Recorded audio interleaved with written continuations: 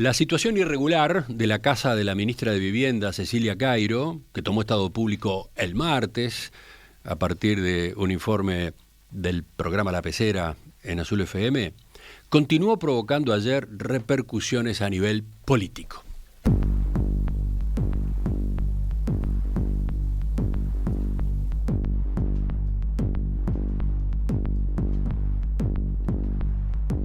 Podrá decir algún oyente, claro, ¿cómo no va a provocar repercusiones si estamos en Semana de Turismo y no hay noticias? Si la política estaba muy quieta, era obvio que un asunto como ese se iba a instalar en el debate nacional. Sí, hay algo de eso, pero resulta que además es un caso incómodo, es un caso complicado, ¿no? Es uno de los primeros grandes dolores de cabeza, podríamos decir, ¿no? Del gobierno y del MPP, de su sector. Vamos a ir por ahí, pero antes, resumamos o tratemos de sintetizar cómo se han dado las cosas en cuanto a esas repercusiones, sobre todo si miramos adentro del Frente Amplio. ¿Qué es lo que tuvimos desde anteayer, cuando esta cuestión se ubicó en el orden del día? ¿Qué tipo de reacciones tuvimos? Bueno, el Movimiento de Participación Popular al que pertenece la ministra Cecilia Cairo salió en bloque en su defensa. O sea, reconociendo que había habido un error en su conducta, destacando que ella lo había admitido y que pedía perdón y que iba además a hacer los trámites correspondientes. Después venía, digamos, la reivindicación de Cecilia Cairo como militante social, su papel importante en estos temas de la vivienda en los últimos años, el rol que se esperaba de ella en la cartera que le toca asumir. Pero se descartaba por completo la idea de la renuncia, que era la que apareció desde la oposición en lo inmediato y que también apareció desde adentro del Frente Amplio, ¿no?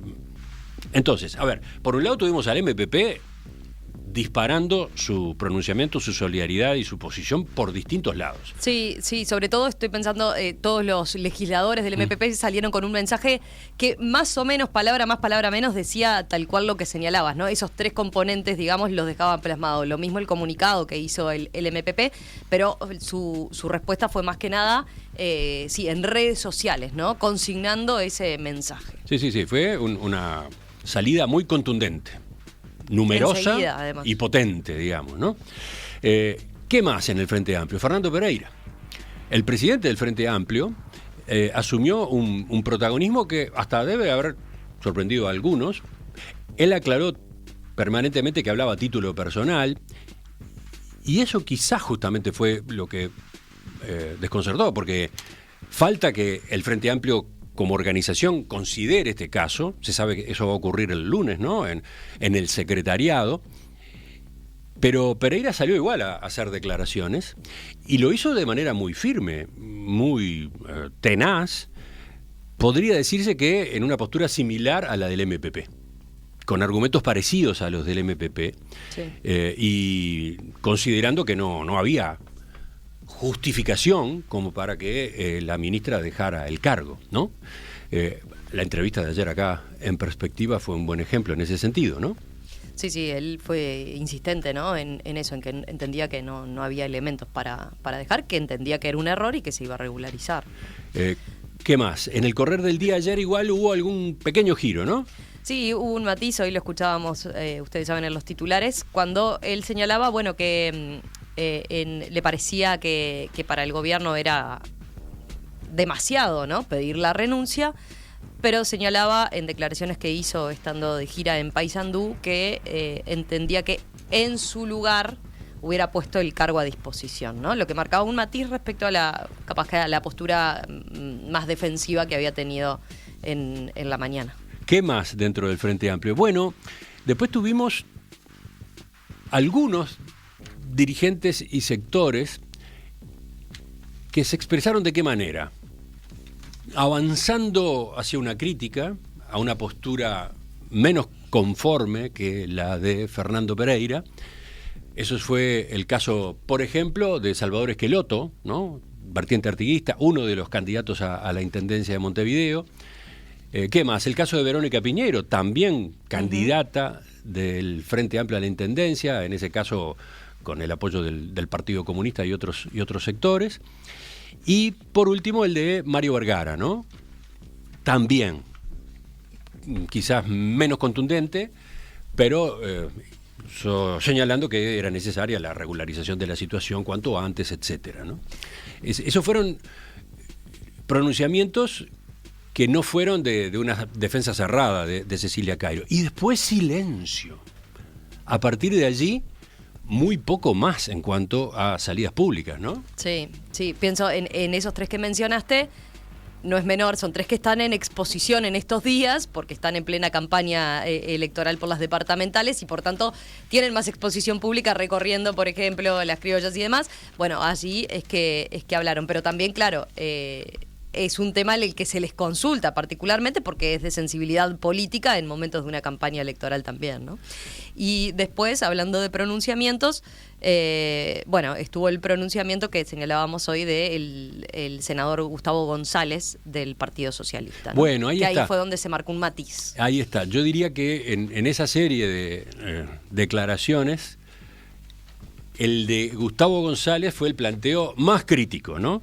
No lo cerró totalmente, no terminó de decir qué es lo que tiene que pasar, pero tanto en lo que habló temprano en Canal 12 como en otras declaraciones que hizo, mostró una molestia significativa, pese a que también reconocía la historia de Cecilia Cairo vinculada con el tema de la vivienda. Él, que a su vez viene del cooperativismo de vivienda, de Fugman, él decía, esto no es aceptable, ¿no? Sí, por ejemplo, tomó las expresiones que le manifestó al diario El País, dijo, es un problema serio para el gobierno y para la fuerza política. En su visión, Cairo cometió un error importante y muy delicado, sobre todo debido a su cargo. No se puede tapar el sol con un dedo, sostuvo. Insistió además en su reflexión y dijo que es una situación muy complicada, de difícil resolución, al tiempo que señaló que uno de los argumentos de la ministra, que tenía otras prioridades, como ayudar a sus hijos u otra gente, pueden ser reales, pero no sirve, dijo, para justificar el hecho de no haber regularizado su vivienda. El senador afirmó también conocer a Cairo, dijo que debe ser la que más está sufriendo en este momento, dada la exposición pública que tiene este tema. Ella reconoció el error y debe estar pasando muy mal, destacó, pero por otra parte ironizó con la urgencia de los reclamos que ahora hace también la oposición, ¿no? Dijo, no han actuado con tanta rapidez en hechos peores. Ahí también fue por el lado de cuestionar a la oposición, ¿no? Y con respecto a Cairo, dijo, lo vivo con dolor, sé que es una luchadora, pero eso no nos absuelve de este tipo de errores, señaló.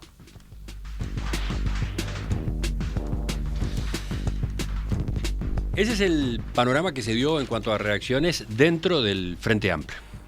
Lo que se escuchó, lo que se leyó, lo que hemos visto en estas horas. Mientras, por otro lado, en las redes sociales, lo que había era una cantidad de salidas, de pronunciamientos, de opiniones de frente amplistas que decían, no me convence, este es un error muy serio, no se puede tolerar, acá se necesita efectivamente un paso al costado, ¿no? Es muy difícil, claro, poner un termómetro, es muy difícil decir, tenemos los porcentajes, pero la sensación que en el día de ayer quedó más o menos consolidada fue que entre los frente amplistas, entre los votantes frente amplistas, los militantes frente amplistas, sobre todo diría entre los militantes, había un malestar muy grande, ¿no? Sobre todo porque es un tema, ¿no?, muy sensible y que para la gente en general llega mucho, es muy directo. Todos tenemos que pagar los tributos y los impuestos que tienen que ver con la vivienda, el impuesto primaria, la regularización ante la Intendencia, y por eso hace que sea un tema tan sensible, ¿no? Esto en particular se ha visto en todos los casos en los últimos años en la política, donde el tema tiene que ver con cuestiones más que le llegan a la gente de forma más directa, genera mayor sensibilidad, ¿no? Estoy pensando, no sé, Raúl Sendigno fue lo mismo cuando sus cuestionamientos con el tema de su gestión en ANCAP que cuando estuvo lo del título o estuvo el gasto con la tarjeta, ¿no? En el caso de Irene Moreira también fue un tema de sensibilidad porque se hablaba de una cuestión de entrega de viviendas. Entonces, esos temas es como que a la ciudadanía en general le llegan de forma más directa. Fuentes frente amplistas que consultó el matutino La Diaria dicen que sería bueno llegar a la próxima semana con una definición del Poder Ejecutivo o por lo menos con la declaración pública del presidente Yamandu Orsi. Una de esas fuentes a nivel legislativo dijo que el gobierno está dejando que la leche hierva para ver si sube del todo en cuanto a las reacciones políticas que el tema está generando. Y fíjate qué gráfico esto. La situación en torno a la ministra Cairo, comentó la misma fuente, está produciendo un enojo brutal entre los frenteamplistas que no miden como grave la omisión de Cairo, pero ven como un bruto error la defensa que se armó en torno a ella. Y mirá esta frase, entre comillas, de este informante calificado. Esto es como el ajedrez. Te das una jugada, pensás que aguantás. Te das otra jugada, pensás que aguantás, pero ya estás peor, estás complicado. Y llega un momento en que te das cuenta de que aquella primera jugada fue la que te mató. Porque acá hay otra discusión, ¿no? Está la discusión sobre Cecilia Cairo, sobre su comportamiento en los últimos 20 años, con su casa, con el terreno donde implantó esa casa y otras de su familia, el no pago de impuestos, el no tener claro que tenía que pagarlos. Bueno, ese es un tema, pero el otro es la forma como se salió desde la dirigencia del Frente Amplio a defender a Cecilia Cairo, ¿no? Sí, porque se buscó plantear sobre todo que la situación de Cecilia Cairo es la de 1 millón de personas, ¿no? Eso se señala desde el Frente Amplio, es la de 1 millón de personas que están endeudadas y poniéndolo en esa bolsa o en esa similitud. Y ahí es donde genera cierta molestia, ¿no? Se señala por parte de quienes son más críticos, bueno, no es lo mismo, ¿no? Es la ministra de Vivienda, lleva años en cargos públicos, por lo tanto, con poder adquisitivo que dista de esa situación que refiere a los más vulnerables en materia de ingresos, y por otro lado también por el conocimiento que se entiende debería tener del tema, ¿no? ¿Quién es el responsable de esta situación? ¿Quién filtró la información a propósito de la casa de la ministra Cecilia Cairo y todas estas irregularidades que se arrastran en ese predio? No sabemos. Es probable que haya alguien que pasó el dato al programa La Pecera de Azul FM. Sea quien sea, provocó un lío importante, ¿no? En un momento, además, muy particular. ¿Por qué? Por un lado, tenemos un presidente de la República que asumió hace pocas semanas y que hizo campaña con el lema que gobierne la honestidad, ¿no? Segundo, tenemos una administración, la del Frente Amplio, que hasta ahora no ha producido grandes decisiones. Ya hemos hablado de las razones, las autoridades del Poder Ejecutivo han explicado por qué, hay motivos. Hay justificaciones para proceder así, se está examinando el terreno, se está viendo en particular cuál es el espacio fiscal que existe. Está el tema de que el Frente Amplio no tiene mayoría propia en la Cámara de Diputados, pero lo cierto es que se podría decir que estamos ante un gobierno lento. Y eso ha generado en una parte de los Frente Amplistas incluso disconformidad y reclamos, ¿no? Bueno, en ese contexto resulta que la gran noticia, entre comillas, es un problema, ¿no?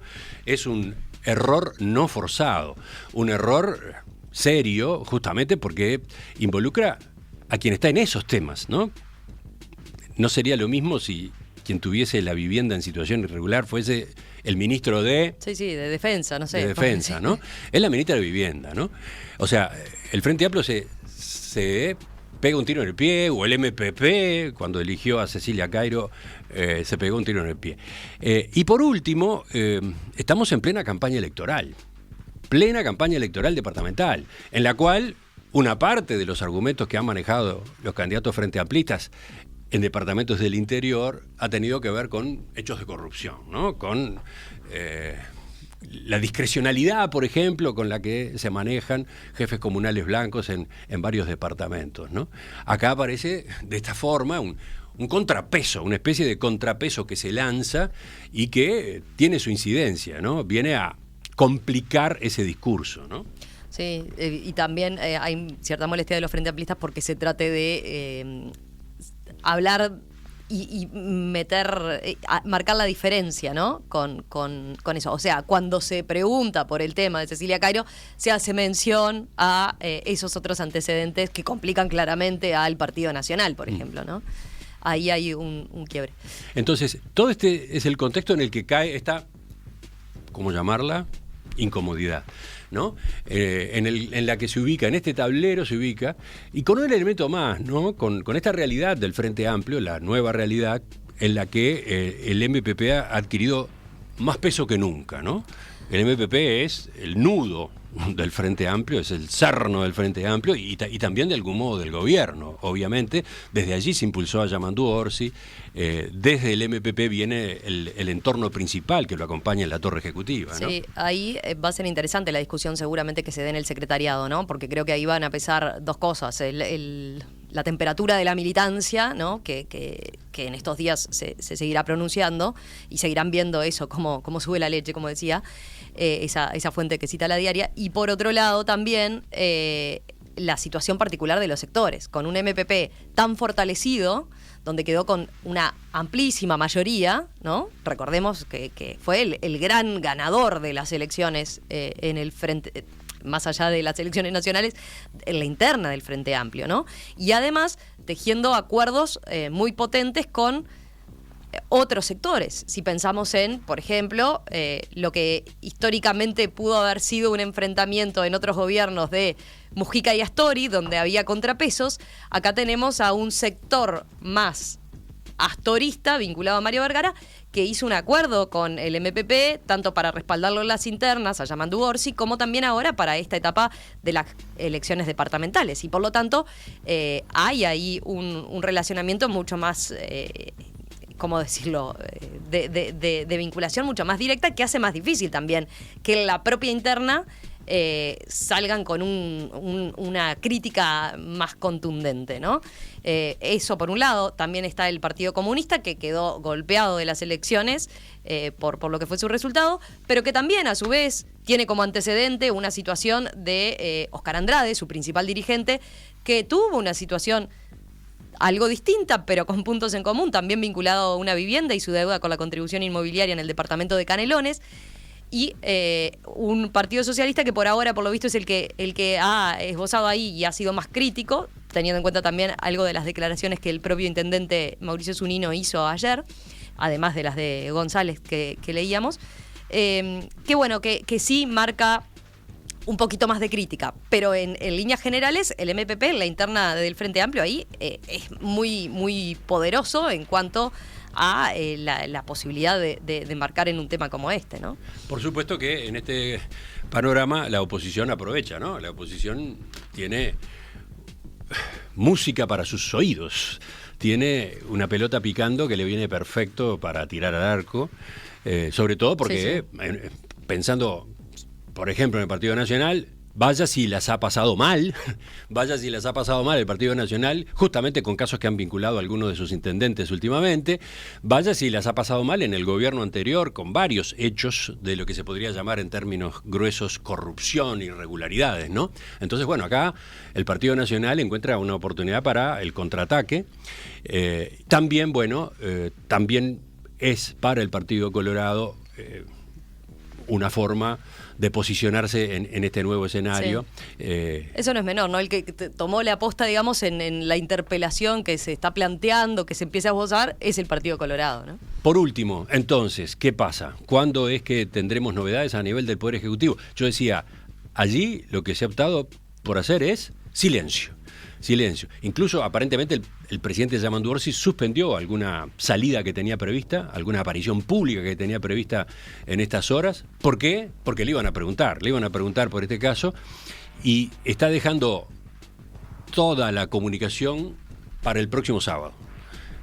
Ahí va a estar, sí, en Soriano, en el acto de conmemoración de los 200 años del desembarco de los 33 orientales, y se indica desde la torre ejecutiva que ese sería el momento para dar a conocer su postura, su decisión, la forma como entiende que debe laudarse el caso de Cecilia Cairo. Que en ningún caso es sencilla, ¿no? Opte por un camino o por otro, por respaldarla, eso va a seguir, ese tema va a seguir y va a calar cada vez más, o por lo menos va a tener instancias, ¿no? En el Parlamento, efectivamente. Y por otro lado también, ahora empiezan estas voces o este pronunciamiento respecto a poner el cargo a disposición, ¿no? Ese es un paso intermedio que podría ser, bueno, el gobierno de Yamandu Orsi no le pide la renuncia, pero ella dice, Cecilia Cairo dice, bueno, estoy comprometiendo al gobierno y doy un paso al costado. Da un paso al costado, en ese caso, volviendo al Senado, seguramente, ¿no? Porque recordemos que es una figura importante ahí. Ahí es una diferencia. También se lo va a mirar al gobierno de Yamandu Orsi en ese sentido, ¿no? Si toma acciones, si va por la acción y se muestra contundente mandando en una cosa así, o si seguramente al revés, ¿no? Acepta un paso al costado, en caso de que lo den, ¿no? Pero el brete justamente es muy complicado, es muy complicado. Si deja a Cecilia Cairo en el cargo, pasa lo que tú decías recién. Le deja a la oposición un tema para el cual va a seguir golpeando y cuestionando incluso, bueno, aquel lema de la campaña electoral. Y si la saca, para el MPP es un momento muy crítico, es un momento muy duro, porque Cecilia Cairo es una de sus principales figuras y porque en ella había una apuesta fuerte a encaminar y conducir el Ministerio de Vivienda, ¿no? O sea, las dos alternativas, las dos son malas para el gobierno, las dos son malas. En ese lío es que ha quedado el Poder Ejecutivo, ha quedado el Frente Amplio, ha quedado el MPP por estas horas.